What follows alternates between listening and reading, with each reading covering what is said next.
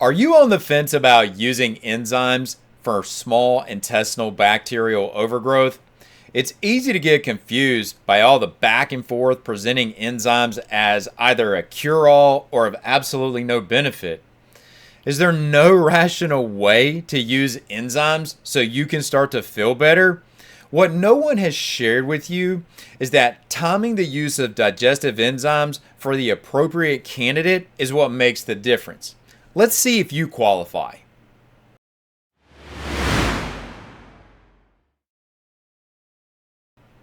Have you been considering supplemental digestive enzymes? Well, if so, you're in the right location.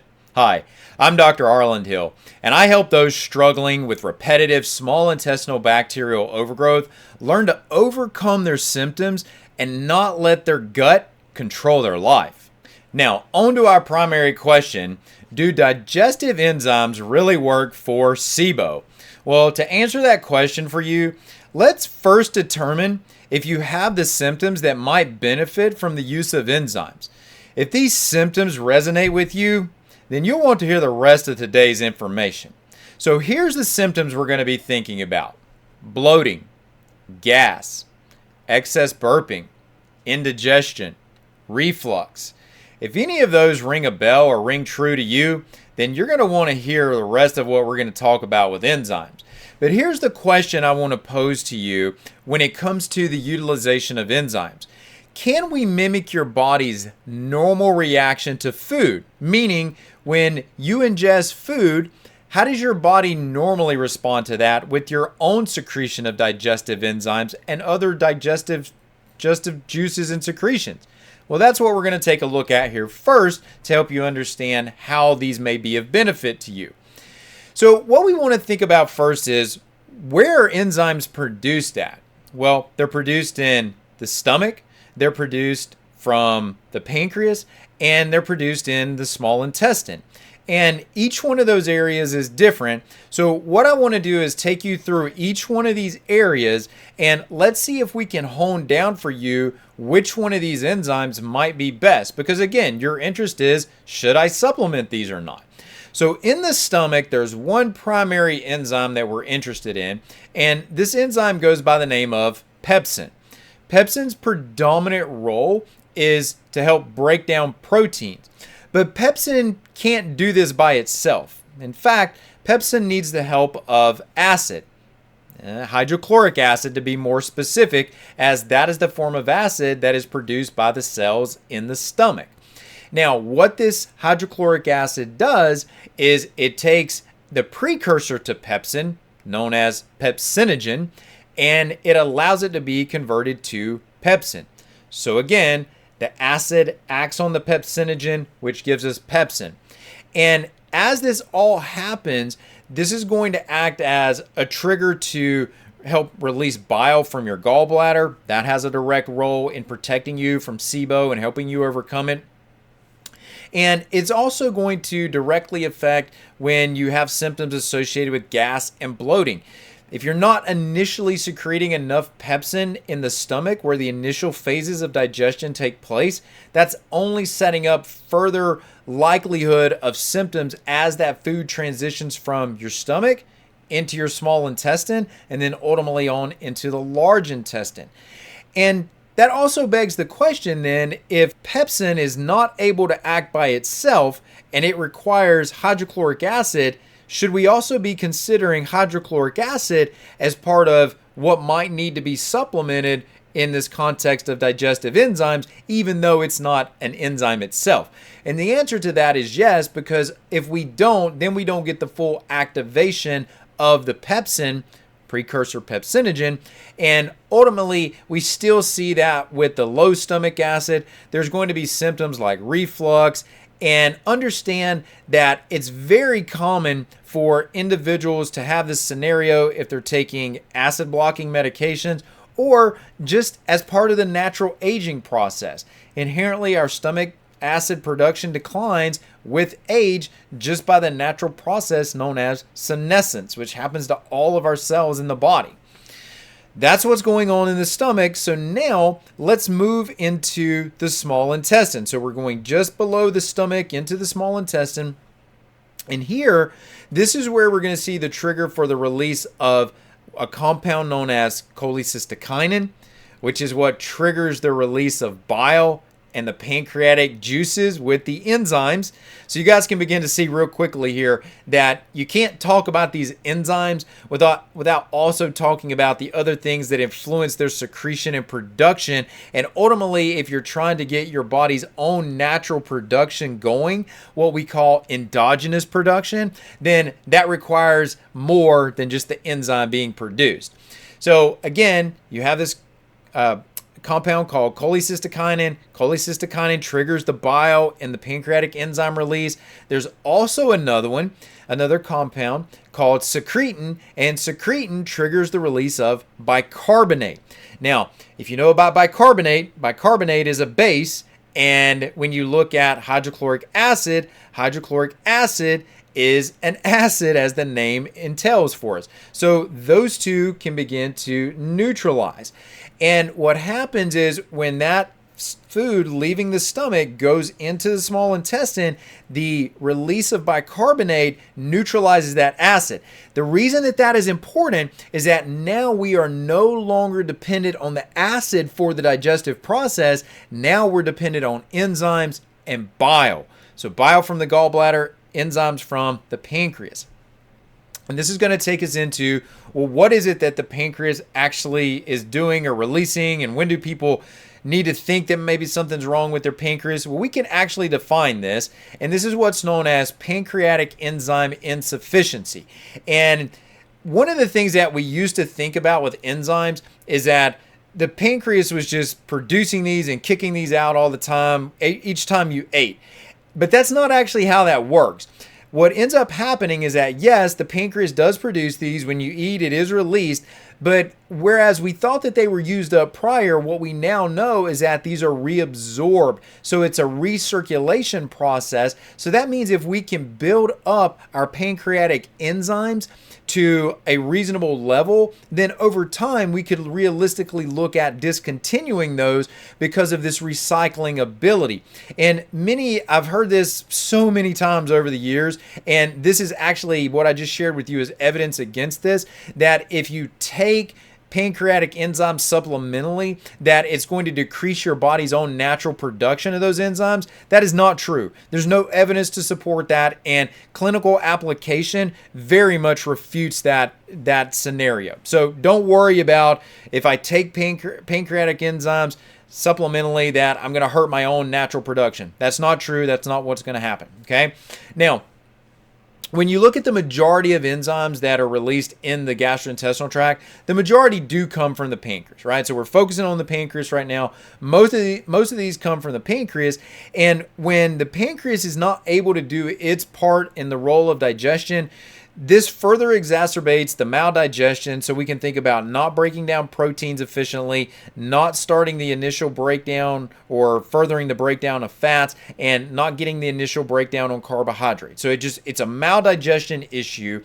And over time, what that leads to in the context of SIBO is that there's a higher probability that if those food components don't get digested, they get fermented by this overgrowth of bacteria in the small intestine. That can also set us up for nutrient deficiencies, one, because of the maldigestion, but also, two, because as the bacteria overgrow, now they're robbing you of the nutrients that you should be assimilating, that should naturally be coming in and that are coming in through the diet that you should naturally be taking up. Well, they're outpacing you and actually taking those from you. They're robbing those from you. And this whole scenario can be exacerbated by things that affect the pancreas. So, for example, blood sugar issues.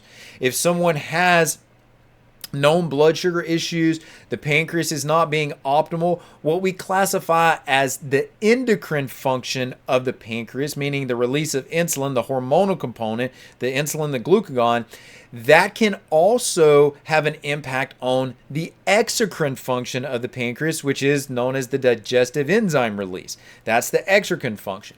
So we want to make sure that we also factor in what is the overall health of the pancreas when we're talking about the ability to get these enzymes out and produced, and thinking about whether or not supplementation for these would be beneficial. The more dysfunction there is at the pancreas, the more likely that someone is going to need supplementation, and also the longer they may need supplementation until they can get the blood sugar under control and optimize the health of the pancreas. Now, when it comes to replacing these enzymes at the level of the pancreas, one of the things that is excellent for doing this is what's known as pancreatin. And pancreatin is a group of pancreatic enzymes, and it couples extremely well with the hydrochloric acid. And remember, you need that hydrochloric acid to initiate that release of enzymes from the pancreas through the action of cholecystokinin. All right, so that's everything that's going on at the pancreas. Now let's transition into the small intestine itself. We're in the small intestine environment, but let's talk about what the cells in the small intestine do. And here's where we get down to what's known as the brush border, which is the border of the small intestine, where what's going through the small intestine directly interfaces with the cells in our gut. This is called the brush border. And there are specific enzymes that are produced at the brush border. You'll know these by names such as lactase. That's one of the most familiar ones that you've probably heard. It's not the only one that's produced there, but all of these enzymes produced in this area are trying to accomplish one of two things. They're either finalizing carbohydrate digestion or they're finalizing protein digestion. And that is a more difficult process to accomplish if the output of enzymes from the pancreas is not robust enough. What you're ultimately doing there is asking more of these brush border enzymes, because the work that should be done from the pancreatic enzymes is not as robust as it should be. And again, this is where you may have to think about supplementation. Now, as we've gotten into this so far, my question for you is, are you thinking digestive enzymes might be right for you? Well, let's talk about the details of how to help you further make that decision. And that's where I want to get you into testing and asking the question, can we test for our level of pancreatic enzyme secretion, and how do we do that? Well, the answer is yes, we can do that. We can accomplish that through stool testing, and there is a marker specifically known as elastase 1.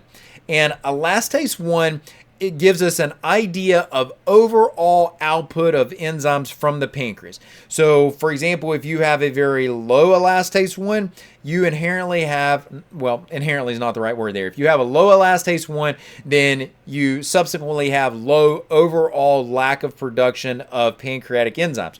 If your elastase 1 is good and at an optimal level, adding more pancreatic enzymes to your supplemental protocol is not going to be of value to you. It's not going to do anything. So we can differentiate specifically whether someone needs these or not. There is another way to do this if you have those symptoms that we started off with, and that's just to do an empirical test. Start with an initial dosing of a supplemental enzyme, see if it makes a difference for you. If it does, then good, you know it's something you needed, and then you can trial and error over time how much you can reduce the amount down to, or whether you can ultimately come off of that and not have to use it anymore. So what good enzymes are, or what good are enzymes? So here's my question for you at this point. What good are enzymes if you don't know which ones to take and how to take them, right? So we can go through all these other things that I've shared with you. You can have this background, you can test them, but if you don't know the right ones to give and you don't know how to take them once you've acquired them, then you still may not get the outcomes that you're looking for. So let's spend just a short amount of time here speaking about this. And one of the things that you want to reflect on, remember, we're trying to mimic the body's natural physiology, the way the body naturally works. The body does not, when it secretes pancreatic enzymes, it doesn't secrete just one enzyme. It doesn't just register a definitive amount of protein and say, you know what, we're going to have 90% protease as to support the protein here, and we're only going to do 5% lipase and 5% amylase. It doesn't work that way, guys. You're secreting a relatively consistent amount of these enzymes, and so my point here is that we want to have a combination of enzymes. This is one of the reasons that pancreatin does work well, is because you have amylase, lipase, and protease in there. All the major enzymes that are produced, categories of enzymes that are produced from the pancreas, are going to be included in that. So a combination product works better with multiple enzymes in it, or pancreatin, which is also multiple enzymes. The enzyme combinations also pair very nicely with hydrochloric acid. Remember, you need hydrochloric acid to convert pepsinogen to pepsin. So that enzyme that's produced in the stomach, we need hydrochloric acid to activate that. But you also need hydrochloric acid to just trigger the pancreas to release the enzymes. So hydrochloric acid is pretty important here, and we really do want to see that that's included in a formulation as well. Now, timing can be everything on this. And so there's 2 times that you can take a digestive enzyme formulation. And I'm going to separate this from other types of enzyme formulations here momentarily. But when it comes to using these for digestion, you want to take these right before you eat or during the meal, but ideally not after the meal. And the point here is that if you take it before the meal or during the meal, then you're continuing to eat, you're getting those enzymes actually mixed up in the stomach, in the chyme, and they're more able to do their job, and you're less likely, if regurgitation has been an issue for you, you're less likely to have that occur. Whereas if potentially you take them at the end of the meal, you may have some regurgitative effect from that if that food is not being digested at a rapid enough rate, or there's some impairment of motility there. That could not be the optimal time to have taken that digestive enzyme. So just eliminate that altogether and take it at the beginning of a meal or in the middle of the meal. Now, something to make note of here is that digestive enzymes are not for everyone. And I use the example of elastase and being able to test that, right? If you have a high elastase, you're not a candidate for this. But you don't want to think about digestive enzymes for maintenance. That's not the way that these are meant to be applied. They are meant to be applied within a very defined need. So for example, you've manifested small intestinal bacterial overgrowth and you're trying to improve the digestive secretions to stop that overgrowth from reoccurring and not allow that cycle to relapse. You're trying to prevent that. You're someone who is older, and I mentioned this term senescence earlier. Your cells are just tired and worn out, so to say, for lack of better terms here. That is another scenario where you may benefit. I definitely see this in older individuals in their mid to upper 70s into their 80s that are dealing with whether it's SIBO as the form of imbalanced microorganisms in their gut, or some other defined terminology for it, what we might all put under the umbrella of dysbiosis. That all tends to be more prevalent as you age, and one of the ways that you can mitigate against that is to make sure that your digestive secretions, the acid, the enzymes, even bile as a part of this conversation, are all adequate. Other chronic diseases, I mentioned diabetes, things that affect the pancreas. Can be another example on this. Gastric surgeries. Gastric surgeries are common. Pancreatic enzymes can be beneficial for individuals with gastric surgeries because there's been a change in the dynamics of how the gastrointestinal tract works, and this can be a way to help repair that. And then I wanted to also differentiate in regards to types of enzymatic supplementation. We're focused on enzymes that are for digestion here, but you can also have enzymes that are for more likely targeting inflammation. Bromelain, papain, these that come from pineapple are often thought about in this category, even though they're proteolytic, protein digesting enzymes.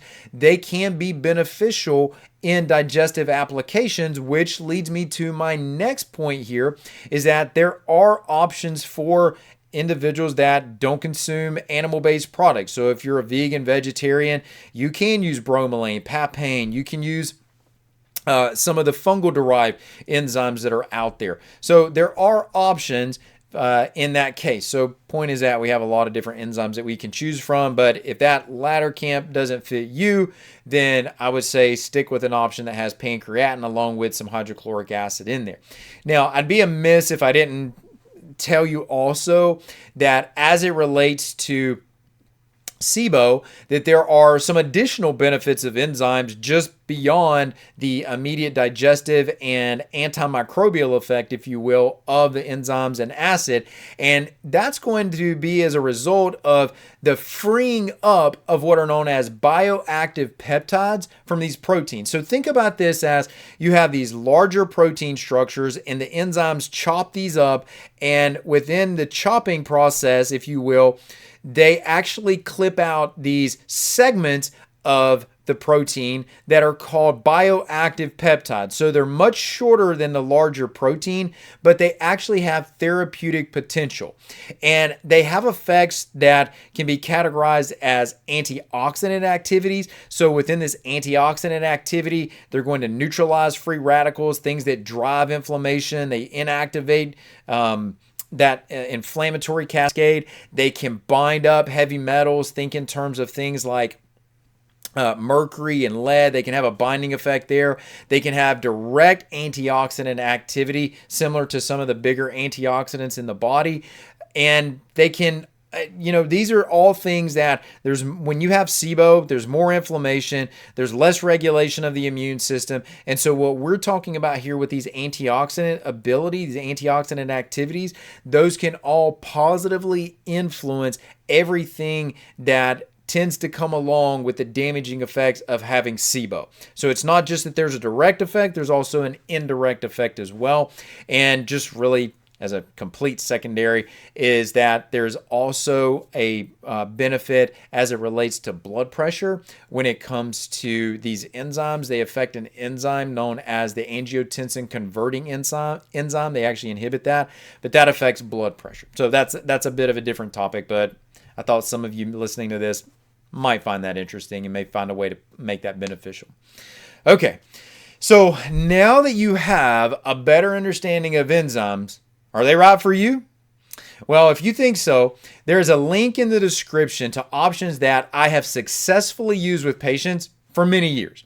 All right. Oh, and before you leave, here's a link to another video on the top 5 mistakes when correcting SIBO.